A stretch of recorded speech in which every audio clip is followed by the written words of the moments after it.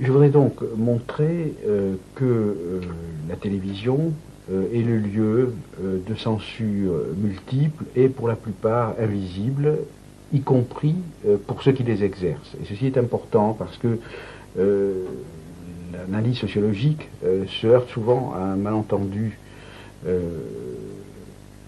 lorsque elle met au jour des mécanismes cachés.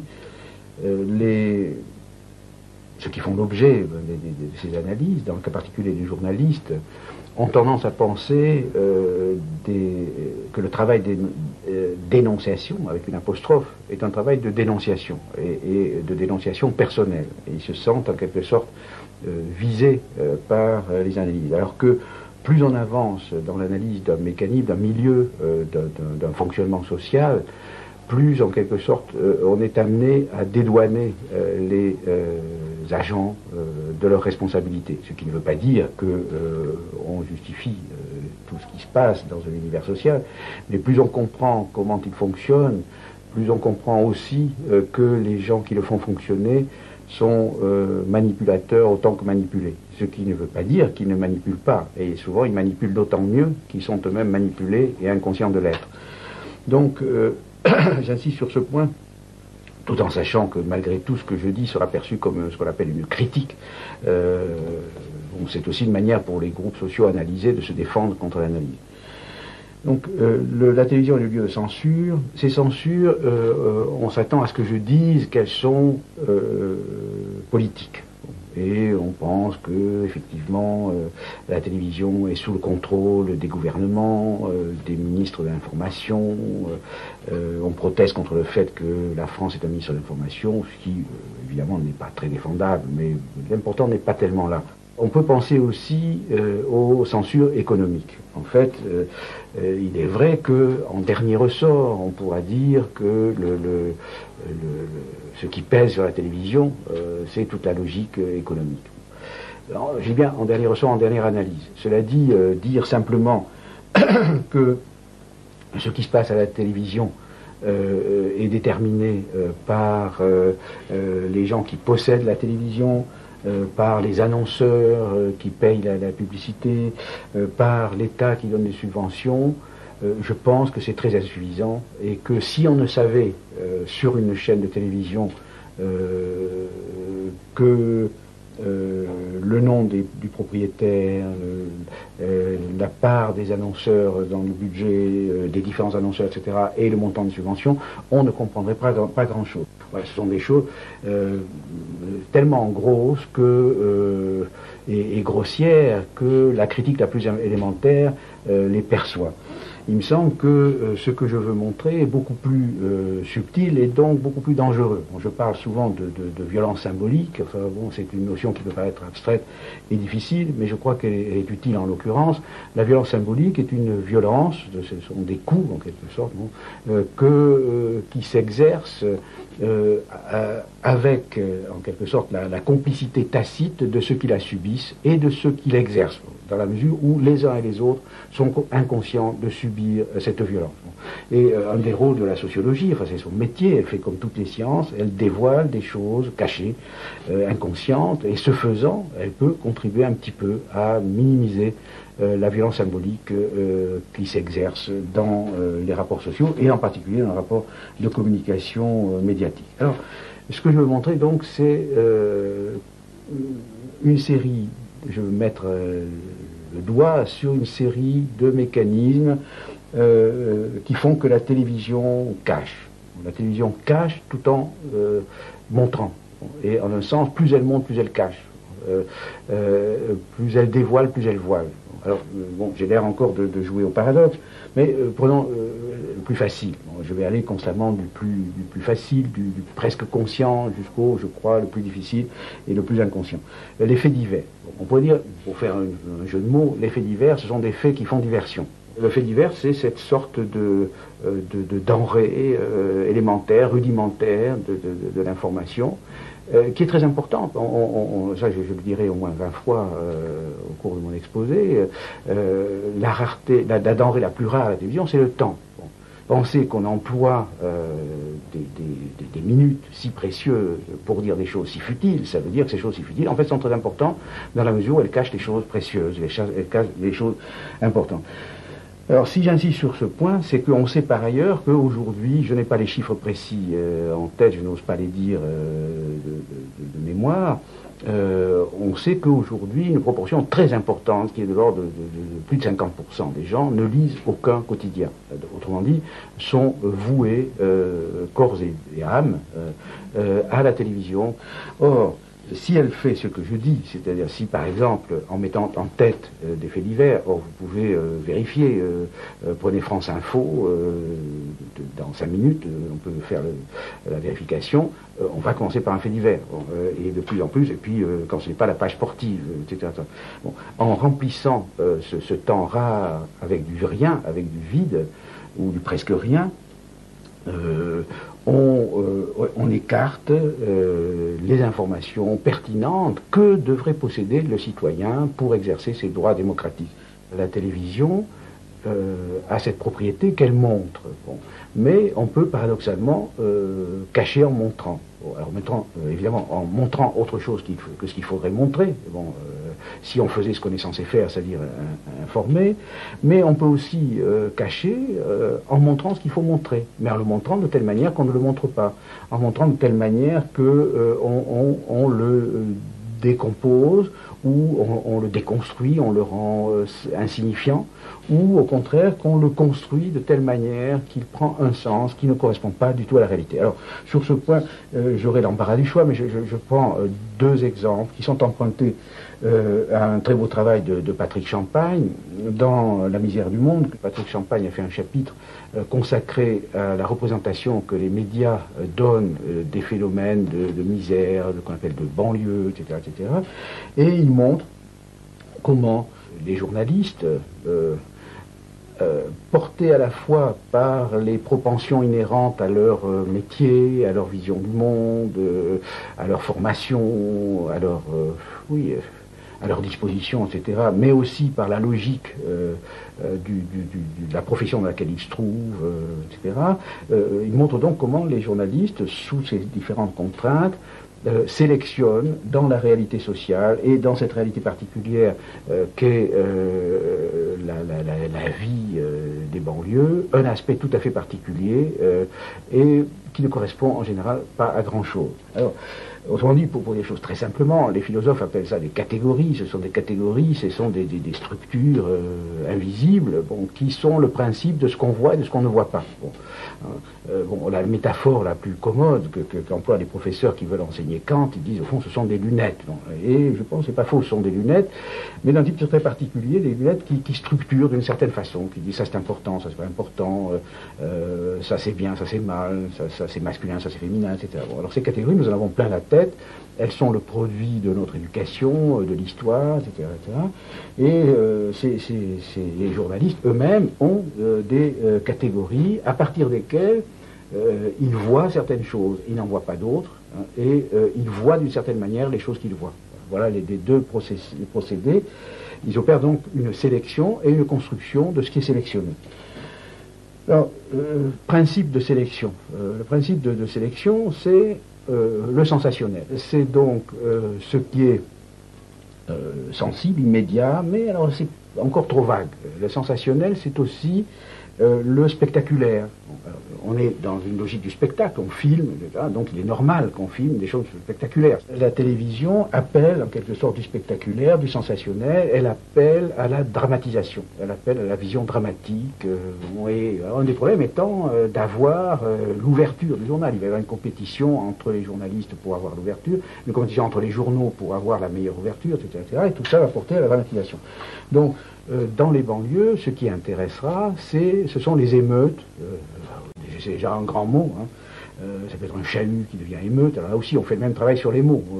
Avec des mots ordinaires, on n'a rien à dire, on n'épate pas le bourgeois, ni le peuple. Bon, donc il faut des mots extraordinaires. Donc les journalistes, grosso modo, s'intéressent à l'exceptionnel pour eux. Bon, ce qui peut être ultra banal pour d'autres pourrait être extraordinaire pour eux, grosso modo. Donc, ils s'intéressent à l'extraordinaire. Là, je crois que c'est pour résumer ce que j'ai à dire. L'extraordinaire, en mettant tiré entre les deux mots, l'extraordinaire, bon, c'est-à-dire ce qui est extérieur à l'ordinaire, ce qui rompt avec la routine ordinaire. Et l'extraordinaire, c'est quoi? C'est ce qui n'est pas quotidien, ce qu'on ne voit pas tous les jours. Alors c'est bizarre, les quotidiens doivent parler de ce qui n'est pas quotidien. Alors c'est un problème. Et ils doivent parler quotidiennement de l'extra-quotidien. C'est du boulot, il faut voir, le métier de journaliste n'est pas facile, hein, je ne le critique pas. Donc l'extraordinaire, ça sera quoi? Ce qui sort du cadre quotidien. Bon, alors ça va être justement le fait divers, etc. Et aussi, alors c'est là que ça devient plus grave, ça va être ce qui est extraordinaire par rapport aux autres journaux. Bon, donc c'est la double définition, c'est ce qui est différent de l'ordinaire et ce qui est différent de ce que les autres journaux disent de l'ordinaire, ou disent ordinairement. Bon. L'image a cette force exceptionnelle qu'elle peut produire ce que les critiques littéraires appellent un effet de réel. Elle peut faire croire, elle peut faire voir et faire croire à ce qu'elle fait voir. Et cette sorte de puissance d'évocation a des effets de mobilisation. Elle peut faire exister pas seulement des idées, pas seulement des images, des représentations, elle peut faire exister des groupes. Alors, il y a un autre exemple que prend Patrick Champagne dans son texte, c'est la grève des lycéens des années, je ne sais plus, il y en a eu tellement, grâce à Dieu, bon, c'était une des grèves des lycéens. Et bon, c'était un petit événement dont le traitement illustre parfaitement tout ce que je viens de dire.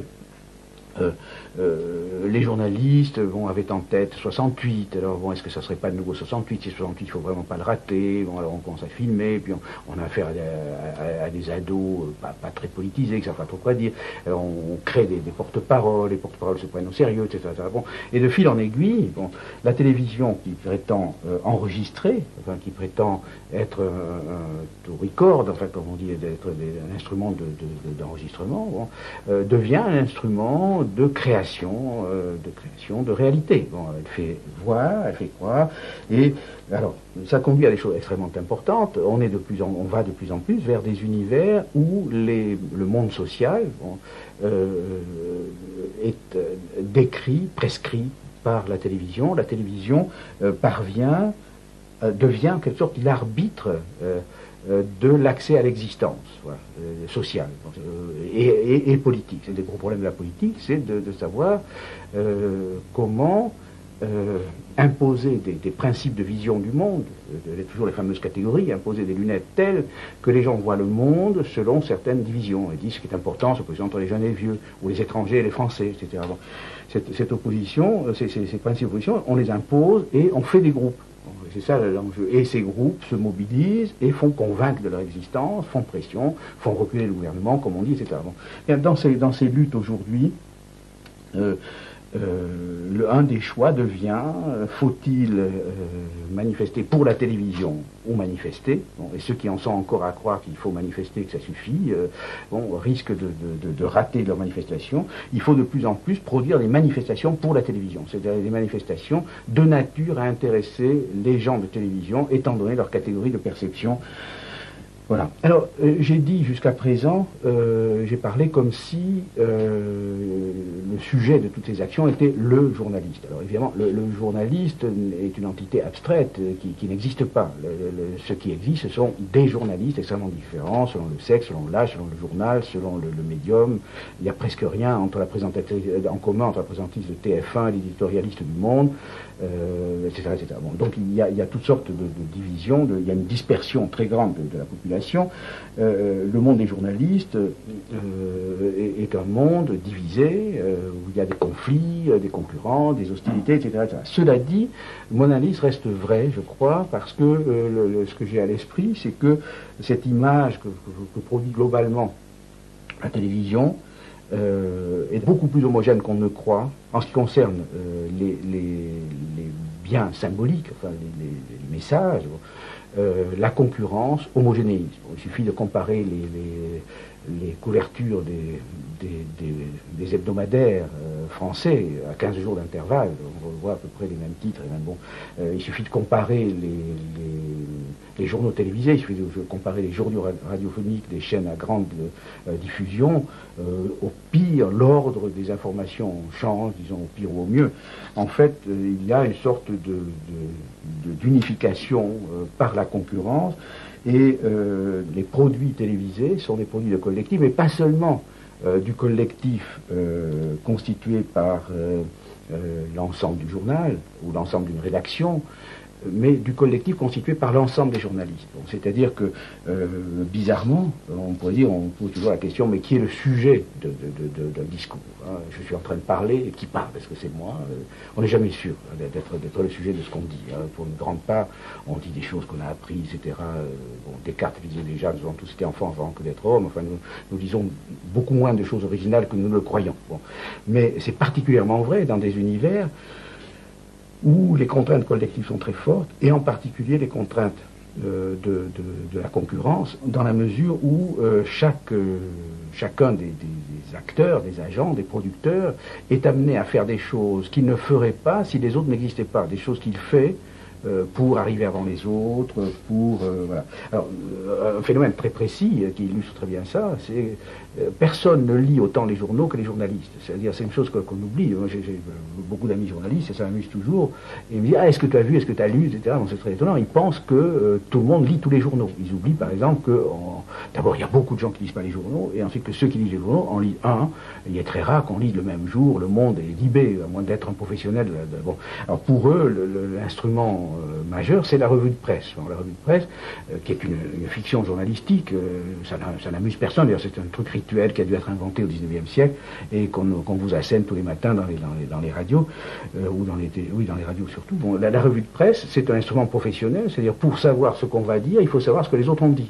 Ce qui fait que, par exemple, pour faire mon programme du journal télévisé de midi, il faut que j'ai lu les journaux du soir. Et pour faire mes titres du journal du soir, il faut que j'ai vu le 20h de la veille. Bon, alors, ça fait partie des prérequisites, des exigences tacites du métier. Bon. Donc, et alors, c'est à la fois pour être dans le coup, pour voir ce qu'ils ont fait, etc., pour se démarquer, mais se démarquer, ce sont des différences infinitésimales auxquelles les journalistes accordent une importance fantastique et qui passent complètement inaperçues des téléspectateurs. Ça, une de leurs croyances, c'est que, par exemple, lorsqu'ils battent, un exemple, bon, on dira, bon, je cite, hein, les sociologues sur la cité, ils disent, on a niqué TF1. Bon, alors ça veut dire quoi? On a niqué TF1, c'est comme ça qu'on parle. C'est une façon de dire, nous sommes en concurrence, nous produisons des petites différences, hein, on retraduit ça. Bon, exister dans beaucoup d'univers sociaux, c'est pareil chez les intellectuels, hein, c'est différé. Hein, c'est comme, je dis aux intellectuels pour les énerver, vous êtes comme des phonèmes, vous existez par la différence. Bon, alors, bon, on a niqué TF1, ça veut dire on est une différentielle de sens. Bon, on est arrivé trop mi-temps. Ça veut dire quoi? Ça veut dire, ah ben, eux, ils n'ont pas eu le son, nous on a le son. Ou bien, ils ont des trucs absolument imperceptible, bon, du spectateur moyen qui ne pourrait percevoir que s'il voyait les deux. Alors il n'y a pas de gens assez vicieux pour se taper deux journaux télévisés. Bon. Donc de toute façon ça passe complètement inaperçu et ça reste et en même temps c'est très important du point de vue des producteurs qui agissent en vue de produire des différences dont personne ne s'aperçoit, mais parce qu'ils ont l'idée que ces différences étant perçues, elles contribuent à l'audimat. Et l'audimat, alors ça j'y reviendrai, l'audimat c'est le dieu caché de cet univers, c'est ce qui règne sur les consciences, et perdre un point d'audimat, dans certains cas, c'est la mort, hein, c'est la mort sans phrase. Bon. Si on se demande, enfin, c'est une question qui peut paraître naïve, comment sont informés les informateurs? Bon, ces gens qui sont chargés de nous informer, comment s'informent-ils? Bon. En gros, les informateurs sont informés par d'autres informateurs. Il y a une sorte de cercle de l'information. Bon, bien sûr, il y a l'AFP, il y a les agences, etc., etc., mais une part très importante, peut-être la part essentielle, celle qui décide, c'est conduit à décider cette sorte de méta-information, d'information sur l'information qui permet de décider ce qui est important, ce qui mérite d'être transmis, etc. Cette information sur l'information vient en grande partie des autres informateurs. Et cela conduit à une sorte de nivellement, d'homogénéisation des hiérarchies d'importance. Alors, je me rappelle avoir eu un entretien avec, je crois que ça s'appelle un directeur des programmes, enfin celui qui décide, enfin ce qui sera mis dans le journal de 20 heures, etc., dans une chaîne publique. Il était dans l'évidence totale. Je lui dis, mais pourquoi mettez-vous ça en premier, ça en second? Bon, c'est évident. Bon, alors l'évidence, enfin, n'est jamais évident. Enfin, c'était bon, c'est évident pour quelqu'un qui a des catégories de perception qui sont ajustées aux catégories objectives. Bon, c'est un peu abstrait, mais c'est évident sous certaines conditions. Bon. Et évidemment, dans les différentes positions à l'intérieur du milieu du journalisme, les différents journalistes trouvent inégalement évident ce qui est tenu pour évident. Bon, alors je pense que par exemple les directeurs de chaîne, les Guignols plaisantent sans arrêt sur un certain nombre de responsables des émissions, ceux qui incarnent l'audimat et qui chassent enfin un producteur, présentateur malheureux, bon, ces espèces de dieux méchants qui incarnent. Bon, ces gens-là ont un sentiment d'évidence qui n'est pas nécessairement le sentiment d'évidence de la petite pigiste qui débarque pour faire un sujet, ou bien qui propose un sujet à qui on dit non, ça n'a aucun intérêt, ou etc. Bon. Donc on ne peut pas concevoir ce milieu comme totalement homogène. Il y a, et c'est pourquoi mes analyses peuvent paraître très très injustes, il y a des braves gens, des petits, des petites, des jeunes, des subversifs, des casse-pieds qui luttent désespérément pour introduire des petites différences dans cette énorme bouillie homogène qu'imposent les cadres, etc. Mais les cadres eux-mêmes n'étant que le bras, oui c'est ça, le bras de l'audimat. Bon, j'en viens à l'audimat, c'est le plus important. L'audimat, donc, c'est cette mesure du taux d'audience dont bénéficient les différentes émissions, et il y a des mécanismes, enfin actuellement, dans certaines chaînes, qui permettent de vérifier l'audimat quart d'heure par quart d'heure, etc. Donc on peut voir quand ça baisse, etc. Et même, ça c'est un perfectionnement qui a été introduit récemment, on peut même voir les variations par catégorie sociale grossière, etc., etc. Donc on a une connaissance très très précise, enfin, de ce qui passe et ce qui passe pas, etc. Et cette sorte de mesure est devenue le jugement dernier. C'est le jugement dernier du journaliste qui, jusque dans les lieux les plus reculés du journalisme, les plus autonomes, peut-être à part le Canard enchaîné, le Monde diplomatique, enfin, il y a quelques petites revues d'avant-garde animées par des gens généreux et irresponsables. Enfin, actuellement, l'audimat est dans tous les cerveaux. Je pense que la force de cette institution a été de créer ce que les historiens appelleraient une mentalité. Il y a une mentalité audimat aujourd'hui dans les salles de rédaction, dans les maisons d'édition, etc. On pense en termes de succès commercial. Bon, parce qu'audimat, ça veut dire ça. C'est pas dire le succès démocratique, ça veut dire le succès commercial. Et bon, il y a simplement une trentaine d'années, et ça depuis le milieu du XIXe siècle, depuis Baudelaire, Flaubert, etc., le succès commercial pour un écrivain était suspect. Le succès commercial, enfin pour un écrivain, oui c'est ça, dans le milieu des écrivains d'avant-garde, des écrivains pour écrivains, des écrivains reconnus par les écrivains, de même pour des artistes reconnus pour les artistes, le succès commercial immédiat était suspect. On y voyait un signe de compromission avec le siècle, avec l'argent, etc., etc. À travers l'audimat, c'est la logique du commercial, bon, qui s'impose aux productions culturelles. Or, il est important de savoir que, historiquement, toutes les productions culturelles que nous considérons, au moins moi, et un certain nombre, heureusement je ne suis pas le seul, j'espère, qu'un certain nombre de gens considèrent comme les productions les plus hautes de l'humanité, les mathématiques, la poésie, la littérature, la philosophie, etc. Toutes ces choses, enfin, bon, ont été produites contre l'équivalent de l'audimat. Elles ont été produites contre la logique du commerce. Or, donc, voir se réintroduire cette mentalité audimat jusque dans les univers de production d'avant-garde, jusque chez les éditeurs d'avant-garde, jusque dans les institutions savantes, qui se mettent à faire du marketing, etc.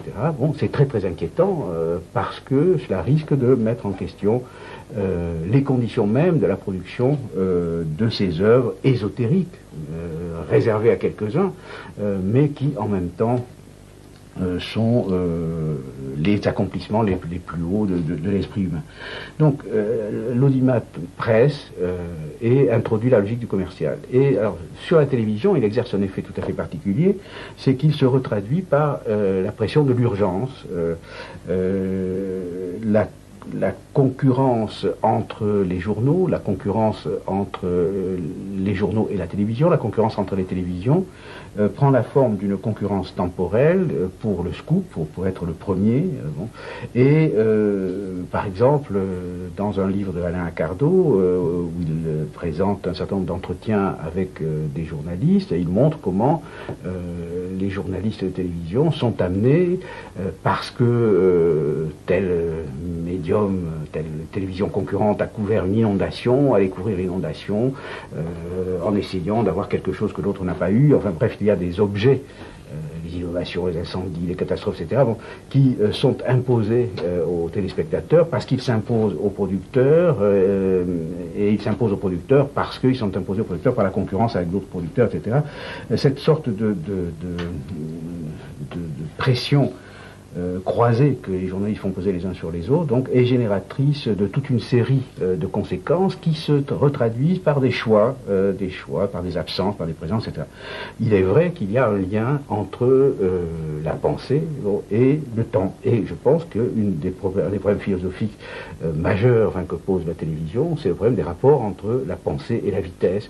Est-ce que on peut penser dans la vitesse? Est-ce que la télévision, en donnant la parole à des penseurs qui sont censés penser à vitesse accélérée, ne se condamne pas à avoir on pourrait dire des fast thinkers, des penseurs accélérés qui pensent plus vite que leur ombre, et qui pensent précisément? Alors on peut se demander pourquoi sont-ils capables de répondre à ces conditions tout à fait particulières.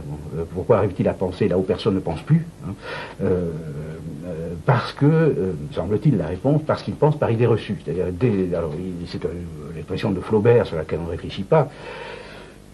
Dictionnaire des idées reçues, ça veut dire des idées reçues par tout le monde, mais ça veut dire aussi des idées qui, quand vous les recevez, sont déjà reçues. Donc le problème de la réception ne se pose pas. Le problème de la communication, que ce soit la communication d'un livre, d'un message télévisuel, etc., le problème de la communication majeur, c'est est-ce que les conditions de réception sont remplies? Est-ce que celui qui écoute a le code pour décoder ce que je suis en train de dire, etc. Bon, quand vous envoyez une idée reçue, c'est comme si c'était fait. Le travail est résolu. Vous envoyez alors les lieux communs qui jouent un rôle énorme dans la conversation quotidienne ont cette vertu, c'est que tout le monde peut les recevoir. Donc la pensée, tout court, la pensée est par définition subversive. Bon, ça, elle doit commencer par démonter des idées reçues et ensuite elle doit démontrer. Bon, et quand Descartes parle de démonstration, il parle de longues chaînes de raisons. C'est-à-dire ça prend du temps. Il faut enfiler une série de propositions enchaînées par des donc en conséquence.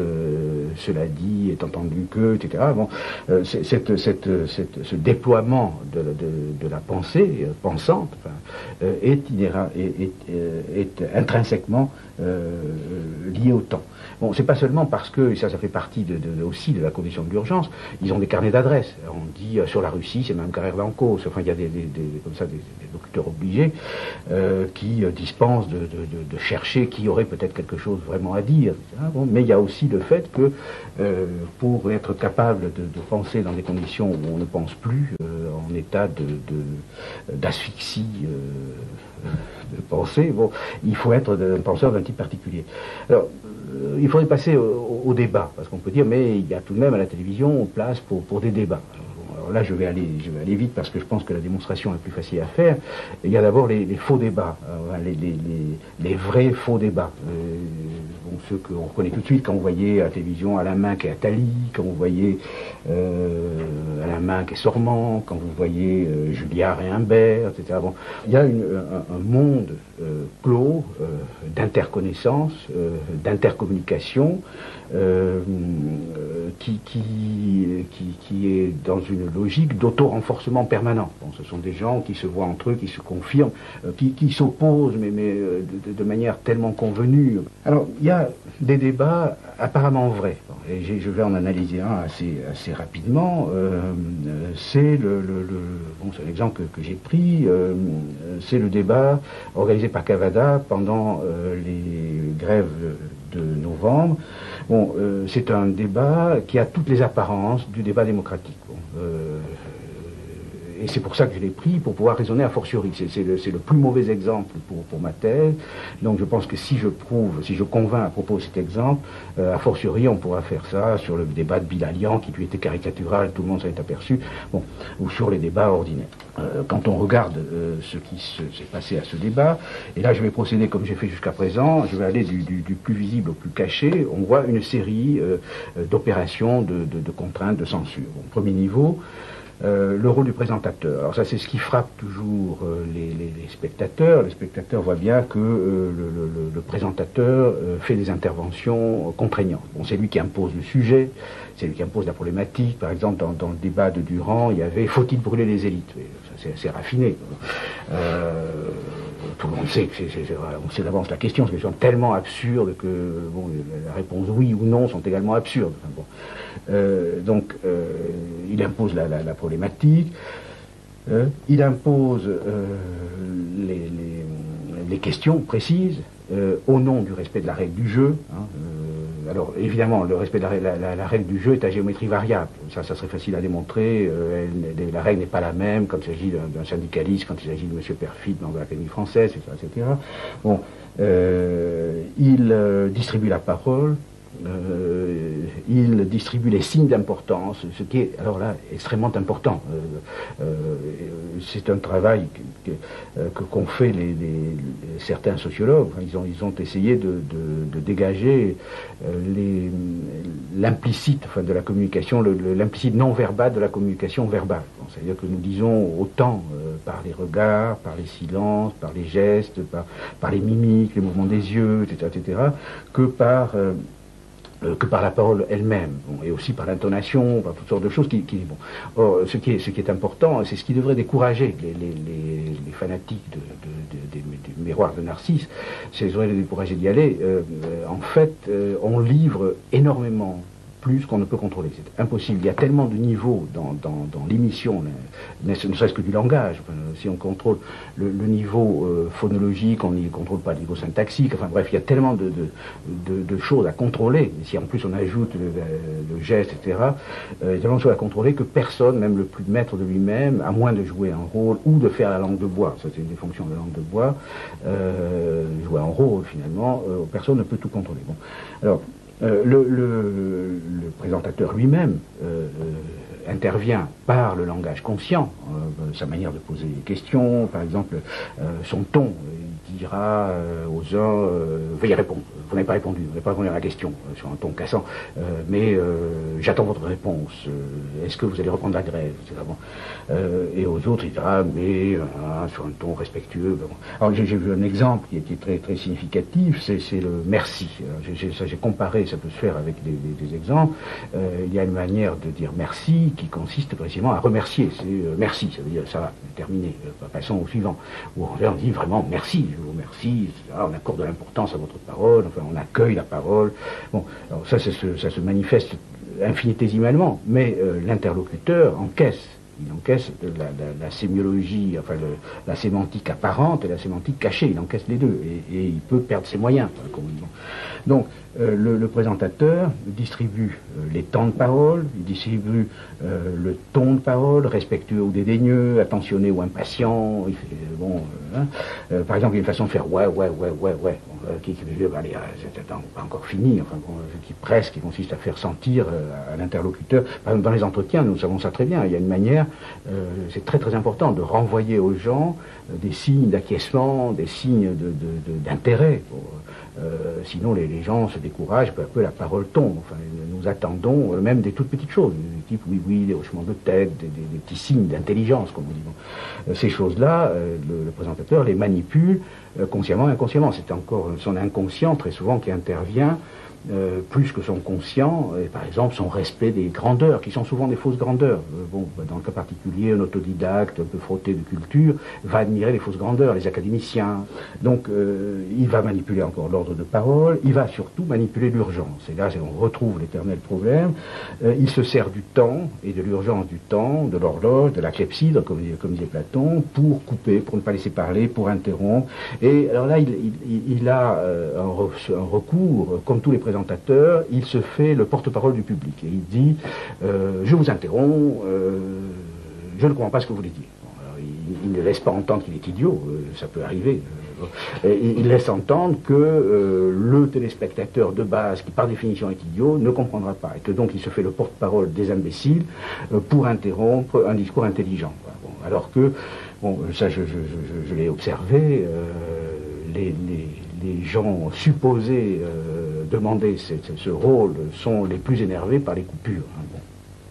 Les apparences de l'égalité sont respectées, et on peut dire, dans le cas particulier, parce que ça pose un problème tout à fait important du point de vue de la démocratie, que, évidemment, tous les locuteurs ne sont pas égaux sur le plateau. C'est évident que quand vous avez des professionnels du plateau, c'est une habitude, etc., des professionnels de la parole et du plateau, et en face d'eux, des amateurs, ça peut être les grévistes qui autour d'un feu de bois, etc., évidemment que c'est une inégalité extraordinaire, et que pour arriver à un tout petit peu d'égalité, il faudrait que le présentateur soit inégal, c'est-à-dire qu'il assiste, comme nous avons fait nous dans notre travail.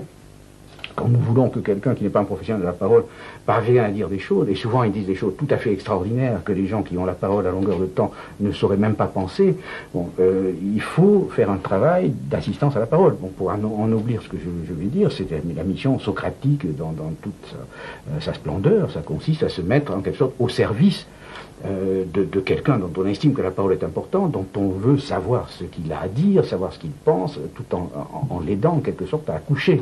Bon. Or, c'est pas du tout ce qu'ils font. Non seulement ils n'aident pas les défavorisés, si on peut dire, mais ils les enfoncent. Bon. Là, on est encore au niveau phénoménal. On a le présentateur, son rôle. Une partie de ce que j'ai dit est conscient. Pas chez les présentateurs. La preuve, quand je dis ça à des présentateurs, ils sont indignés. Mais je répète, comme j'ai dit tout à l'heure, ils ne le font que mieux. Deuxième niveau, la composition du plateau. La composition du plateau elle-même est extrêmement importante. C'est un travail invisible dont le plateau lui-même est le résultat. Par exemple, il y a tout un travail d'invitation préalable. Il y a des gens qu'on ne songe pas à inviter. Il y a des gens qu'on invite et qui refusent. Il y a toute une série le plateau est là, et c'est une illusion anthropologique. Enfin le perçu cache le non perçu. Et on ne voit pas dans un perçu construit les conditions sociales de construction. La composition du plateau est importante, parce que c'est là que c'est la limite, c'est les face à face. Où on dit, monsieur, vous avez 30 secondes, vous avez consommé vos 30 secondes, on ostente l'égalité, et le présentateur sonne comme un arbitre. Mais c'est toujours, la règle est toujours celle-là, je suis là pour que tout soit égal. En fait, le nombre d'acteurs engagés, par exemple, il y avait deux catégories sur ce plateau. Il y avait des acteurs engagés. Les grévistes étaient des gens qui étaient des protagonistes. Et puis il y avait d'autres qui étaient aussi des protagonistes, mais qui avaient l'air d'observateurs, qui étaient là pour dire. Il y avait des gens qui étaient là pour s'expliquer, en explication, mais pourquoi vous faites ça, pourquoi vous embêtez les usagers, etc., etc. Et d'autres qui étaient là pour expliquer. Donc ça s'était fait une grosse différence, qui était en position de métadiscours. Bon. Alors, dernière propriété invisible de cet espace, c'est la logique même de du jeu de langage. comme dit le philosophe. C'est-à-dire qu'il y a des règles tacites enfin, de ce jeu qui va se jouer, et chaque univers social où se passe du discours a une structure telle que certaines choses peuvent se dire et d'autres non, etc. Alors, première implicite de ce débat, de ce jeu de langage, le modèle du débat démocratique réduit au modèle du catch. Bon, c'est-à-dire qu'en fait, il faut qu'il y ait des affrontements, le bon, la brute, etc. Bon, et en même temps, tous les coups ne sont pas permis, c'est-à-dire qu'il faut que les coups se coulent dans la logique du langage formel, du langage savant. Bon, il y a autre propriété de l'espace, la complicité entre les professionnels que j'ai évoqué tout à l'heure. Enfin bon, les gens de télévision appellent ces gens-là que j'appelle les fast thinkers, là, les spécialistes de la pensée jetable. Ces gens-là, on les appelle des bons clients. Ce sont des gens qu'on peut inviter. On sait qu'ils seront de bonne composition, qu'ils vont pas vous soulever des problèmes, qu'ils vont pas vous faire des histoires. Ils parlent comme des robinets, sans problème. Bon, alors on a un espace donc de bons clients. Qui sont comme des poissons dans l'eau, et puis d'autres qui sont des poissons hors de l'eau. Bon. Et puis, enfin, dernière chose invisible, c'est l'inconscient. Ça, j'ai fait allusion constamment. L'inconscient des présentateurs, et moi, il m'est arrivé très souvent, même en face de journalistes très favorables, très bien disposés à mon égard, d'être obligé de commencer toutes mes réponses par une mise en question de la question. Bon, c'est-à-dire les questions, le journaliste, encore une fois, il a ses lunettes, il a ses catégories de pensée, etc. Il vous pose des questions qui n'ont rien à voir avec rien, enfin, qui vont par exemple sur les problèmes des banlieues, ils ont tous les fantasmes que j'ai évoqués tout à l'heure, et avant de pouvoir répondre, il faut dire poliment, oui, votre question semble se poser, mais il me semble qu'il y a une question plus importante, etc. Et quand on n'est pas un tout petit peu préparé, on répond à des questions qui ne se posent pas, qui ne se posent que dans la tête des journalistes. Il apparaît que la télévision est un instrument de communication très peu autonome, sur lequel s'exerce toute une série de contraintes qui tiennent à la fois aux relations sociales entre les gens qui produisent, mais aussi, et c'est peut-être le plus important, aux structures mentales de ces gens, c'est-à-dire à tout ce qu'ils ont dans la tête du fait de leur formation, de leur origine, de leur éducation, et aussi du fait de la place qu'ils occupent dans cet univers social qu'est le monde journalistique. Alors, cet instrument de communication qu'est la télévision, apparemment débridé, est en fait bridé. Lorsque, dans les années 60, la télévision est apparue comme un phénomène nouveau, un certain nombre de sociologues, avec beaucoup de guillemets, se sont précipités pour dire que la télévision, en tant que moyen de communication de masse, allait massifier. La télévision était censée niveler, identifier peu à peu tous les consommateurs de télévision et produire une sorte de consommateur culturel de masse. En fait, il surestimait la capacité que détient la télévision d'agir sur les téléspectateurs. J'avais très peu parlé, et je n'en parlerai pas dans cet exposé. Ce qu'il sous-estimait, c'est la capacité de la télévision, la capacité qu'a la télévision d'agir sur les gens qui la produisent et sur les autres journalistes, et plus généralement sur l'ensemble du milieu des producteurs culturels. Et le phénomène le plus important, qui était assez difficile à prévoir, c'est l'extension extraordinaire de l'emprise de la télévision sur l'ensemble des activités de production culturelle, y compris des activités de production scientifique, y compris les activités de production artistique. Aujourd'hui, la télévision a modifié très profondément tous les univers sociaux, et elle a porté, et cela parce que elle porte à l'extrême, à sa limite, une contradiction qui hante tous les appareils de production culturelle. Et cette connexion, il faut que je l'explicite rapidement, parce que elle était présente souterrainement dans tout ce que j'ai dit jusqu'à présent. C'est la contradiction entre les conditions dans lesquelles il faut être placé pour pouvoir produire un certain type d'œuvre. J'ai cité les mathématiques parce que c'est le plus évident, mais c'est vrai aussi de la poésie d'avant-garde, c'est vrai aussi de la philosophie, c'est vrai aussi de la sociologie, etc. Donc, contradiction entre les conditions sociales et économiques dans lesquelles il faut être placé pour pouvoir faire des œuvres qu'on appelle pures. Pur, c'est un mot un peu ridicule, disons autonomes par rapport aux contraintes commerciales, etc. Et d'autre part, les conditions sociales de transmission des produits obtenus dans ces conditions. Bon, c'est-à-dire il y a une contradiction entre les conditions dans lesquelles il faut être pour pouvoir faire des mathématiques d'avant-garde, de la poésie d'avant-garde, et les conditions dans lesquelles il faut être pour pouvoir transmettre ces choses à tout le monde. Bon. Et la télévision porte à l'extrême cette contradiction. Dans la mesure où elle subit plus que tous les autres univers de production culturelle la pression du commerce par l'intermédiaire de l'audimat, etc.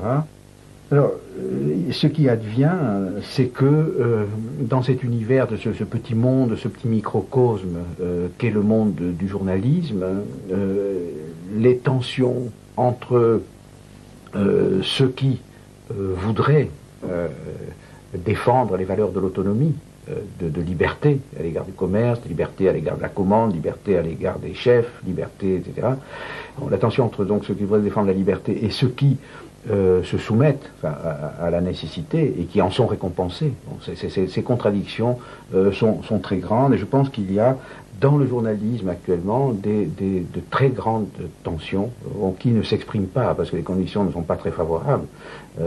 Par exemple, il est très significatif que dans les mouvements de grève récents, la télévision et la radio ont été silence radio, alors qu'en 68, la radio et la télévision étaient un des lieux de contestation majeure, pour une raison. Donc je pense que ces tensions sont rentrées, ces tensions sont refoulées, sont censurées, et cela dit, la télévision est déchirée par toute une série de contradictions. Autrement dit, cette tension entre ce qui est demandé par la profession et les aspirations que les gens acquièrent dans les écoles de journalisme, etc., cette tension est de plus en plus grande, quoique il y ait aussi une adaptation anticipée, c'est-à-dire qu'il y a une fraction de gens, on dit aux dents longues, ils sont mal vus, mais ils s'adaptent. Et un journaliste me disait récemment que la crise de la quarantaine qui était connue chez les journalistes il fallait arriver jusqu'à 40 ans pour découvrir que c'était pas du tout ce qu'on croyait. Et les journalistes faisaient une espèce de désenchantement qui coïncidait avec la quarantaine. Ça devient une crise de la trentaine, c'est-à-dire les gens découvrent de plus en plus vite les nécessités terribles du métier et en particulier toutes les contraintes terribles associées à l'audimat, etc. etc. Donc, pour une seconde, donc maintenant, pour comprendre, une chose importante, c'est que j'ai pu laisser entendre tout au long de mon exposé que j'ai pu laisser croire que j'imputais aux responsabilités individuelles des présentateurs, des communicateurs, etc., les phénomènes que je décris, en fait, pour comprendre vraiment, il faut passer au niveau des mécanismes globaux, au niveau des structures. Et Platon disait que nous étions les marionnettes de la divinité. Et en fait, le monde de la télévision est vraiment un univers où on a l'impression que les agents sociaux, tout en ayant toutes les apparences de l'importance, de la liberté, de l'autonomie, tout en étant entouré d'une aura extraordinaire. Enfin, les journaux de télévision chantent les louanges de ces gens. Ces gens-là sont très peu de choses. Enfin, sont des marionnettes d'une nécessité qu'il faut décrire, d'une structure